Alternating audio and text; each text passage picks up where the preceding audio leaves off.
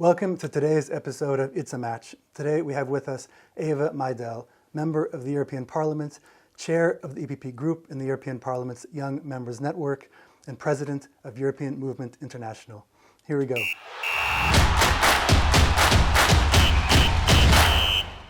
So welcome to It's a Match.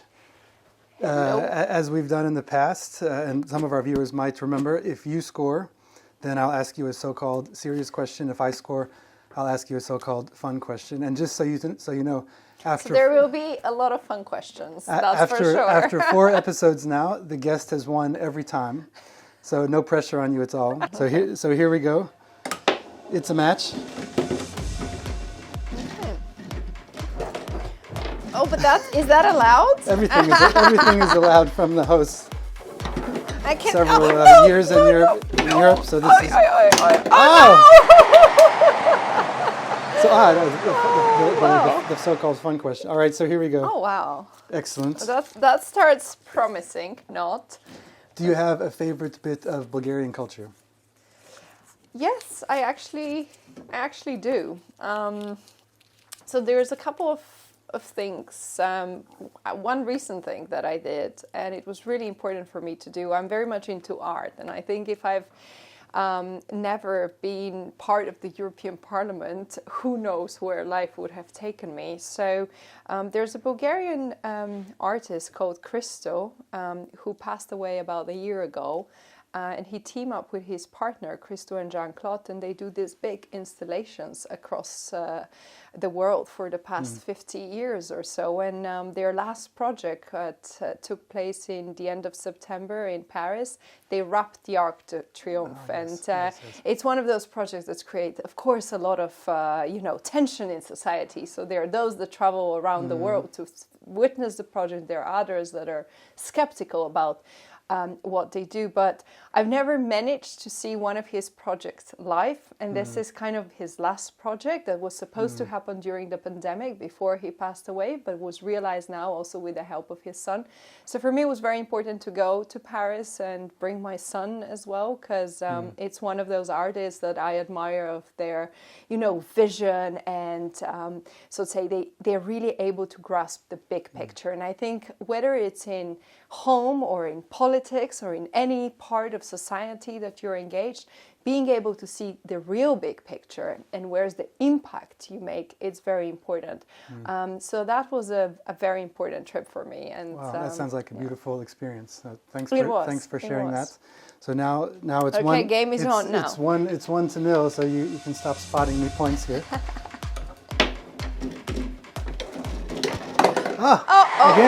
Okay. So I told everybody that's going to be a lot of fun questions, I'm afraid. So if you want some serious ones, I need some support. Maybe someone from the team can come in. Don't worry, we'll get this. What's your favorite way to unwind? Well, that's, a lovely question, really, because I think a lot of people see us in those panels where we just talk about professional stuff, but I think citizens and maybe EPP family viewers will be more interested in what we do, and I think it's just what probably most people do. I just love having a quiet weekend with my family, being able to enjoy a walk, or we play together, or we do sports together, but just a nice walk, a nice hike, and then followed by a nice meal all together around the table and just chatting to each other and speaking about future plans.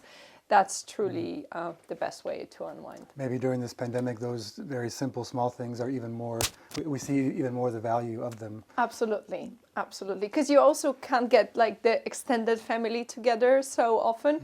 So then this is really precious, indeed. Yeah. It kind of helps with, just also putting your priorities right for the future, whether professional or personal.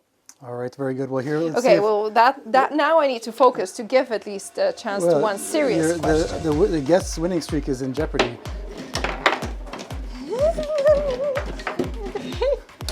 You see, excellent. Excellent. Perfect. 2-1 here we have. Okay. Serious question. So in September, you were named the EPP Group's rapporteur for 2 big important files: the Digital Markets Act and the Digital Services Act. So just ask you about one of them. So in just a few sentences, what is the Digital Markets Act and why should people care? Well, speaking about a level playing field, I think what we try to do is not to have certain companies that dominate the market, but we have opportunities for others to enter the market. And why this is important? Because in the digital space, some of those bigger actors, it's not just one company and one service. They have an array of services that they provide. It's kind of an ecosystem. So then for smaller players, it's much more difficult to enter that, playing field and be able to be part of the game, honestly.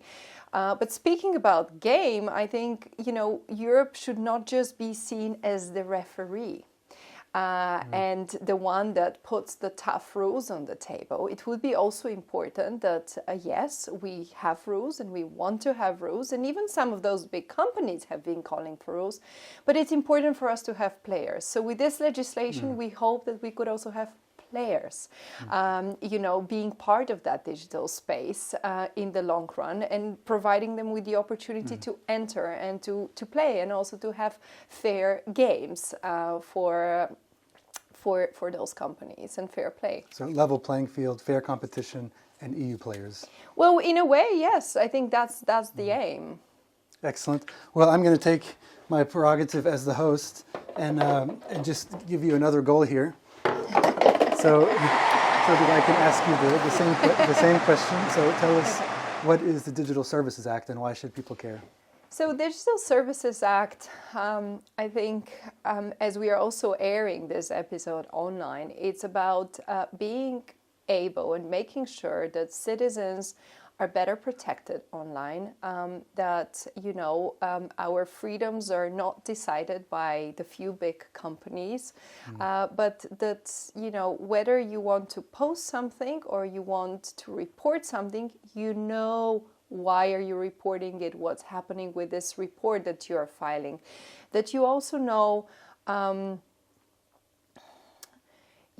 if you see a certain ad, why do you see that ad? If we want to make sure that the freedom of speech is protected. We also want to make sure that also in that space there are rules, and it's not just the rules that unilaterally a company decides, because their impact of the big social media platforms is just too big for us as policymakers not to care and not to put some rules. So I think it will bring a little bit more clarity, more transparency, and clearer rules so that basically, citizens and users could enjoy a more protected space, but also more transparent, more space that they know better. What is their data, doing out there, and how do they happen to see certain things and not other things, for example. I think transparency is something that everybody would welcome. So you're doing great work on these files on behalf of the EPP. Well, we hope we're doing great work, really, and I think time will show. I think what's very important is that the aim is not to break the companies or to kill them. The aim is to put the right rules in place that would enable us to enjoy more our time there, but also not kill small businesses, because of some of those big platforms, one would think, well, it's the big platforms, yes, but in the DSA particularly, there is a lot of small businesses that are involved, and most of those are also Europeans when we are here in Europe. So this is why it's a very, fine balance that has to be found, but hopefully we get that right. Speaking of balance, it's now 2-2. Okay. So we have a decisive moment coming up here in the match. No, Nathan, that's not fair play. That's not what they do in the European Parliament. I mean, some people do. Some people do. Some people do. I don't do that. Oh, yay! Oh, that's a serious question now. Yes, exactly. Okay. Well done. So 3-2. You see, you're pulling your weight now on the part of the guests contingent here. So, a question about your home state, your home member state of Bulgaria. Bulgaria just had its third election within a year. After this election, what do you think the message is that the Bulgarian people are trying to send? Oh, I think we find ourselves in a very complex situation. We have a pandemic.